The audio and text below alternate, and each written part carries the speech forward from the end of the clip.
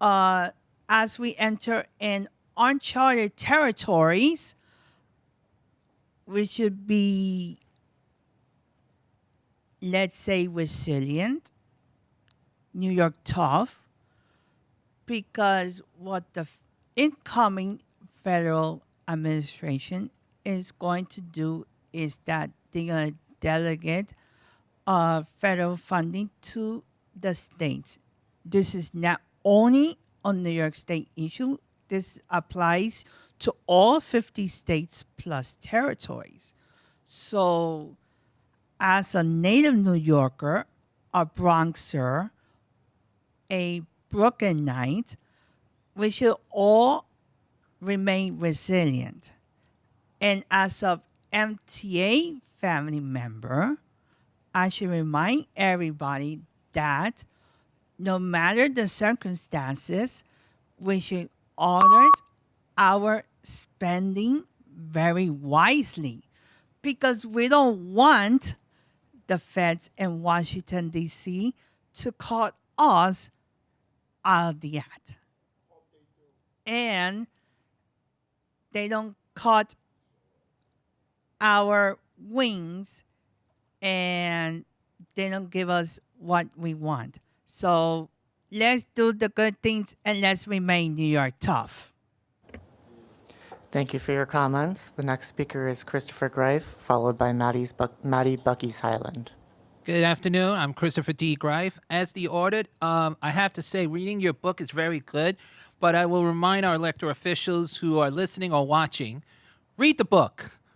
Because what I see in the book, and I have asked everyone to look at the book, we have seen audits not just in all categories, but accessibility too. And I'm going to say the future accessibility rides with us. And we've seen people going to work who are people with all types of disabilities, seniors, and yes, veterans.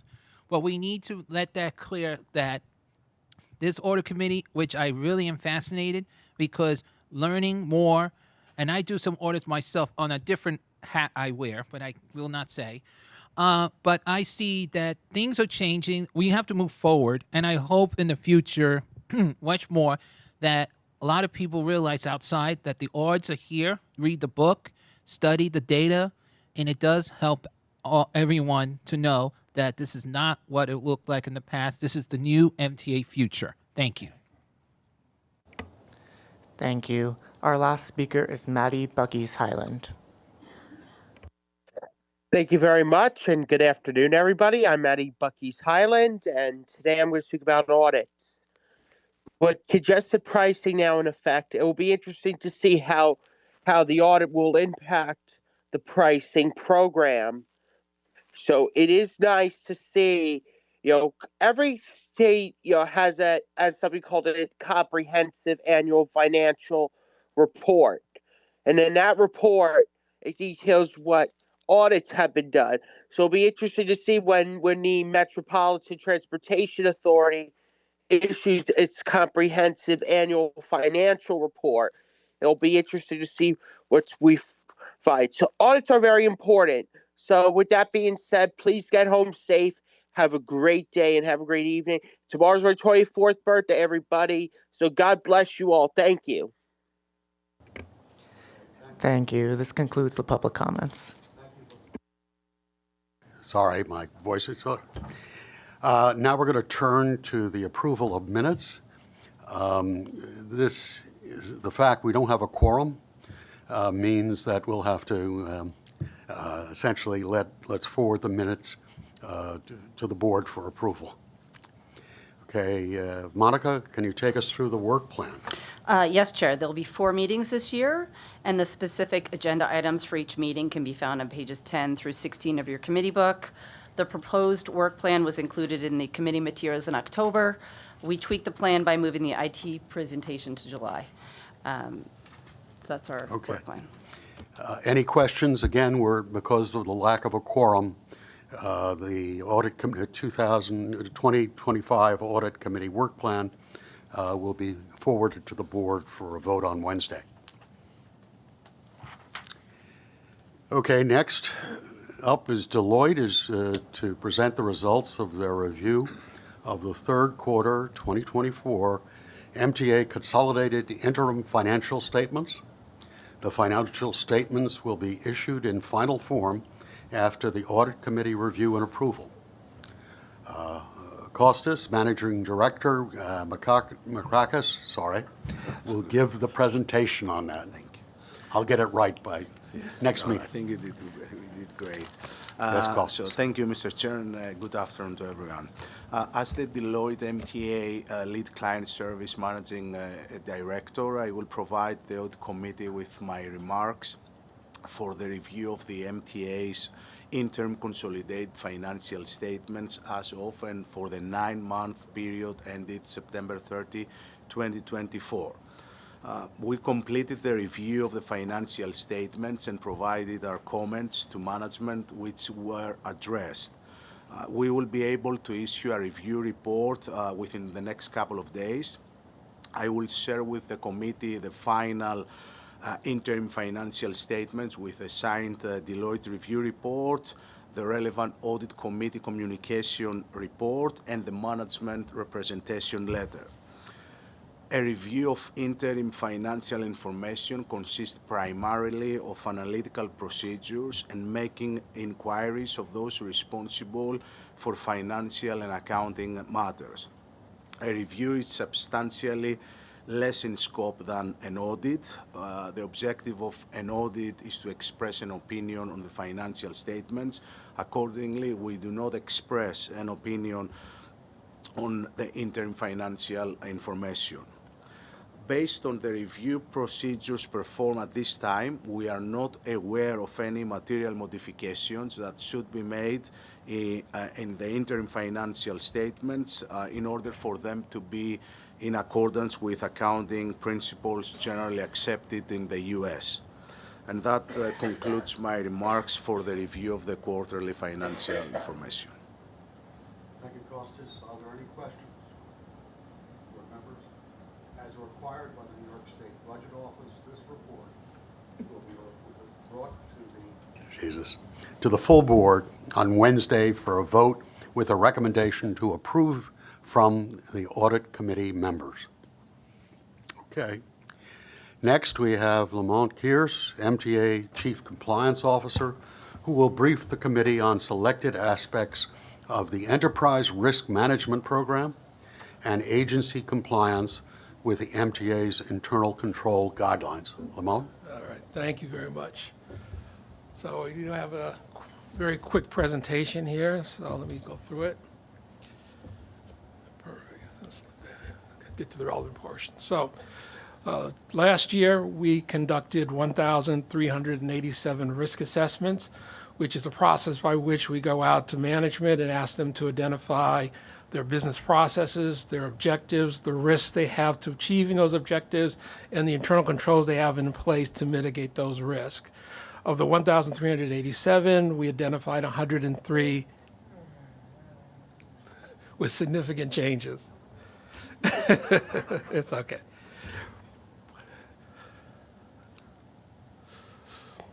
In addition, we conducted what we call internal control self-assessments. That's the process by which our internal control procedures are tested to ensure that they are operating efficiently and effectively.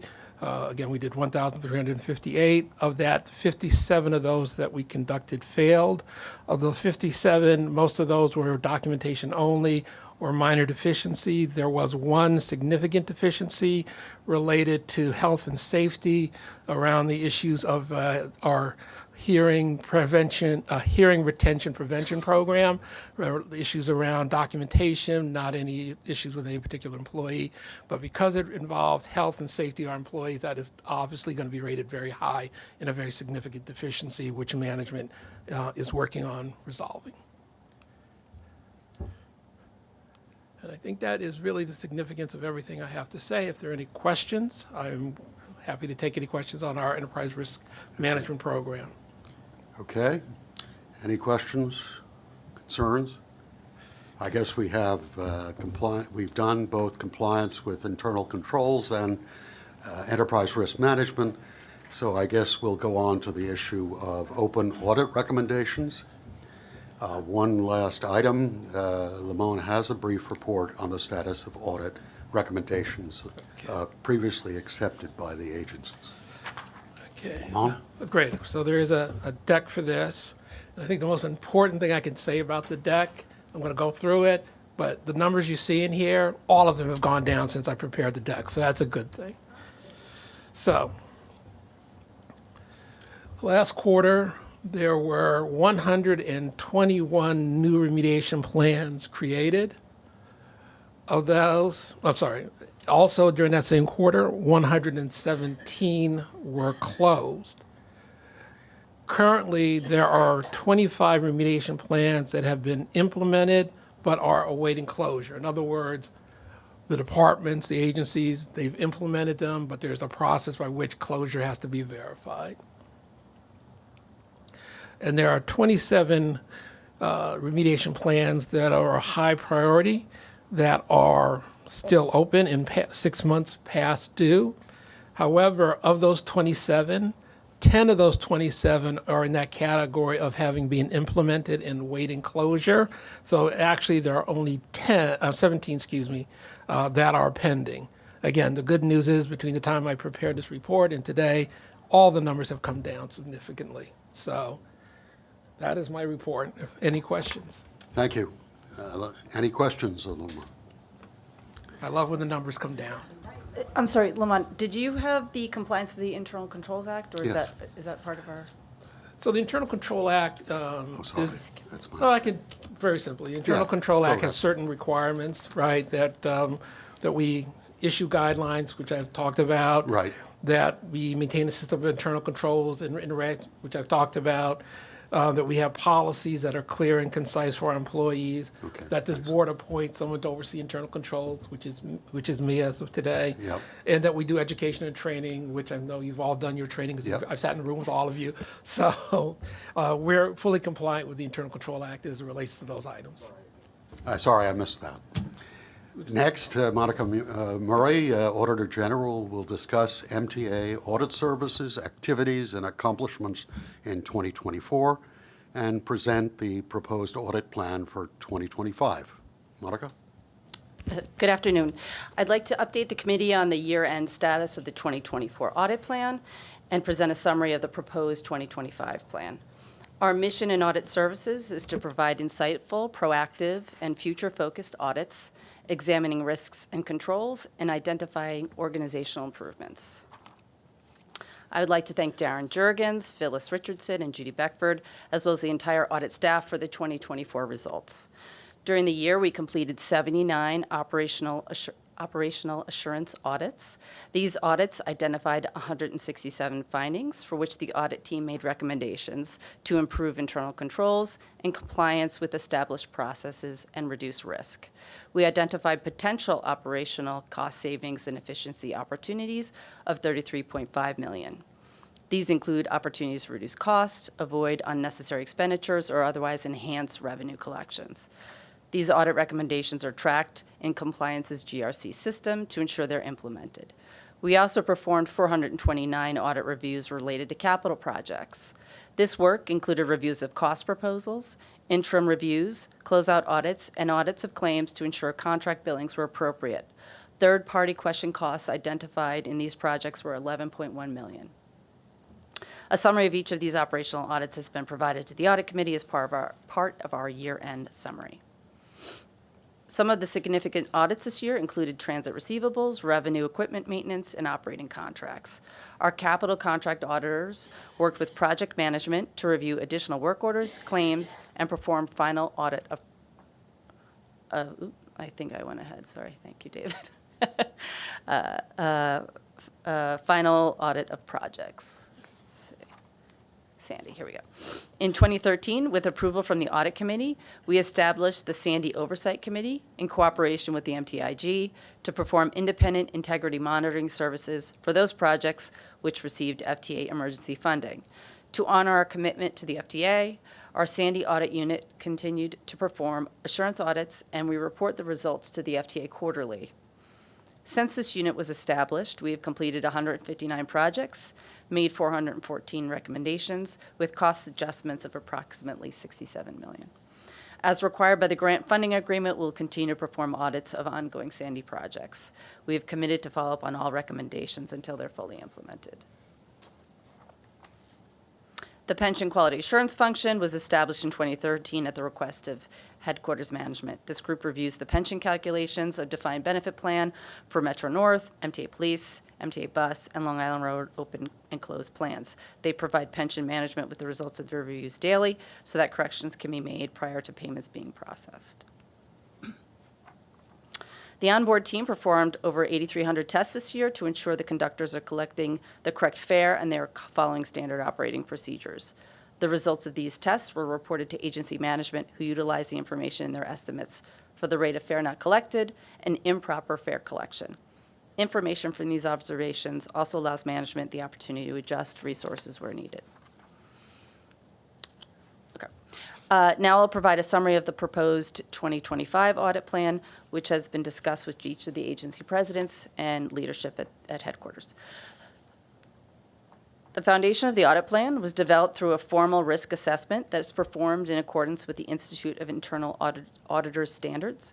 We began our planning process in September, and it usually takes us several months to complete, resulting in a comprehensive risk assessment, which is fully documented. Consistent with prior years, the risk assessment sources include financial data and assessment of the nature of operations, control activities, and previous audit results. We conducted 97 management interviews and identified 153 potential audits. We prioritized the audit suggestions and developed a proposed audit plan with 94 operational assurance audits for 2025. I met with the agency presidents and tower leads to discuss and finalize the proposed plan to ensure the areas of greatest risk have the appropriate audit coverage. This is a snapshot of some of the 94 audits for 2025, and finance will closely monitor actions taken by management related to cost-saving initiatives, timekeeping systems, as well as oversight and assignment of overtime. For safety, we plan to perform audits of the incident and accident reporting, FOIL requests, safety practices, and the fare evasion gate guard program. In human resources, we will focus on hiring, employee availability, and health benefits. We will also perform revenue audits at each agency. In addition to our third-party review of capital contracts, we will continue with our required Sandy program and New York City Engineering Audit Office reviews. This just gives you a sort of a visual representation of where we sort of, and you'll see headquarters, you know, because post-transformation, so it's a little more heavy there now. In 2025, we'll focus our efforts to support the initiatives of the MTA to improve efficiency and effectiveness of operations. We'll continue to support the agency-wide operational goals with respect to cost savings and evaluate contractor performance. And just looking ahead, we're just going to continue to work with our external partner, our external audit entities. The Office of Construction Oversight reports to me, and we have the capital program, so we can assure oversight of, you know, capital program without duplication of effort. We'll also work with internal control staff to ensure recommendations are appropriately monitored. And that concludes. Yep, thank you. Thank you, Monica. Are there any questions by members of the board? We will move this to a board vote on Wednesday, again, because of the lack of a quorum. Yes? Yeah, just one question. Sure. You mentioned the Sandy audits. I know that was established like 12 years ago. How many projects are still ongoing? Darren, do you know how many? Darren's our expert in this area. C&D has at least a half dozen or more.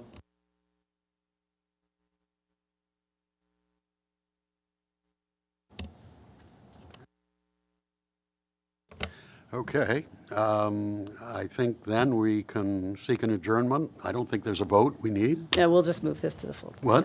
We'll move this to the board. Yeah, we'll move to, everything gets moved to the board on Wednesday. Thank you very much for coming. Bye. Thanks.